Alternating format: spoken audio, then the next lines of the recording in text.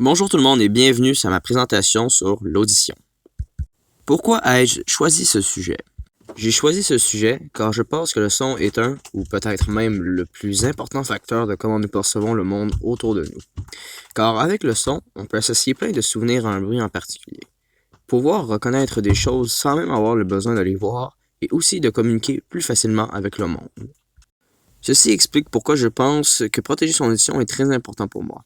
Et donc, tout cela me rend ici aujourd'hui à vous expliquer la structure de l'oreille, les hertz, comment mesurer la puissance d'un son, la protection naturelle de l'oreille, les causes les plus fréquentes de la surdité, comment la surdité est créée à partir de puissants sons et puis finalement, ce qui est, selon moi, la meilleure technologie de casque anti-son lorsqu'on est exposé à de puissants bruits.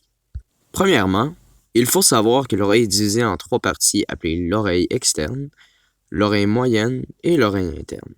L'oreille externe est la partie visible de l'oreille qui est constituée du tympan, du conduit auditif et du pavillon. Le pavillon est cette partie sur l'image de gauche. C'est l'endroit où les sons sont captés dans toutes les directions à cause de sa structure particulière. Ils sont ensuite envoyés sous forme de vibrations dans le conduit auditif pour rejoindre le tympan, qui est une mince couche de cartilage étant capable de retransmettre les vibrations reçues à l'oreille moyenne. L'oreille moyenne correspond aux trois osselets intitulés le marteau, l'enclume et l'étrier, comme on peut voir sur la photo en bas. Ils s'occuperont de transmettre les vibrations précédemment envoyées par le tympan vers la dernière partie de la structure de l'oreille, mais nos osselets filtrent aussi les sons supérieurs à 80 décibels pour protéger l'audition. Nous sommes maintenant rendus à l'oreille interne, qui est la dernière partie principale de l'oreille, qui est constituée de la cochlée et le nerf auditif, où les vibrations transmises par l'étrier seront transformées en signaux électromagnétiques par les cellules ciliées. Et ces signaux sont ensuite captés par le nerf auditif qui les enverra au cerveau pour être décryptés par le cortex auditif. Le cerveau reconnaît les sons selon leur fréquence qui est nommée Hertz. Donc plus les sons sont aigus, plus ils ont une autre fréquence, et plus ils sont graves, plus la fréquence sera basse.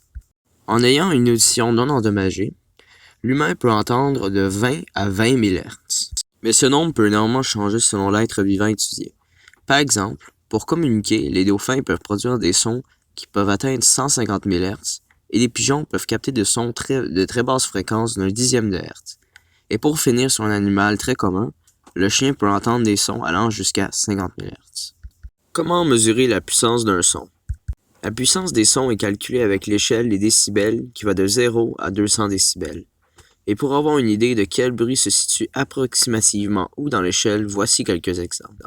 Le tic-tac d'une montre est 20 décibels, celui d'une horloge est 30 décibels, une conversation à un volume normal c'est 55 décibels, une voiture crée un son de 70 décibels en moyenne, un décollage d'avion est 120 décibels et pour finir, un décollage d'une fusée atteint les 180 décibels.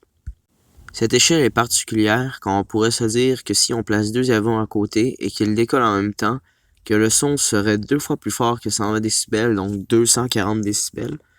Mais non, car quand on place deux objets qui font le même bruit, on ne rajoute que 3 décibels, donc deux avions équivalent à 123 décibels.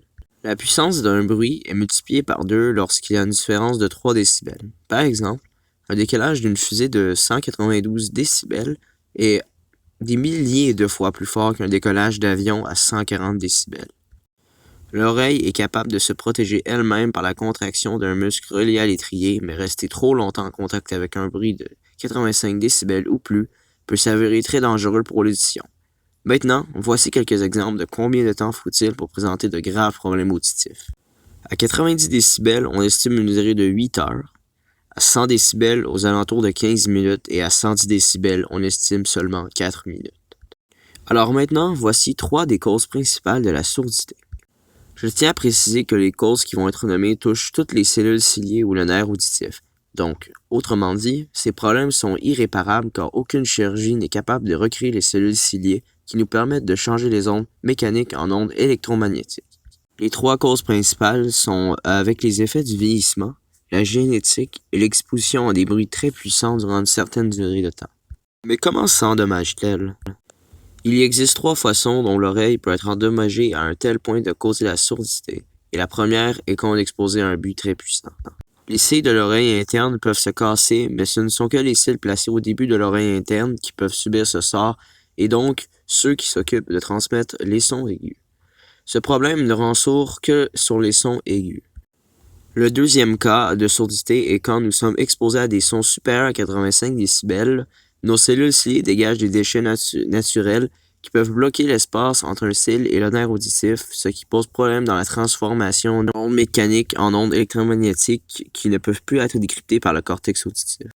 La troisième et dernière façon est que les cils commencent à bouger sans arrêt et ceci jusqu'à la fin de nos jours. En d'autres termes, c'est un acouphène interminable qui dure pendant le reste de notre vie. Je vais maintenant vous parler d'une technologie de casque anti-bruit que je trouve très ingénieuse. Cette technologie consiste à combattre un grand son avec un plus petit son de 90 décibels. Car quand un son rencontre un différent bruit, sa puissance se décuple selon la puissance de l'autre son.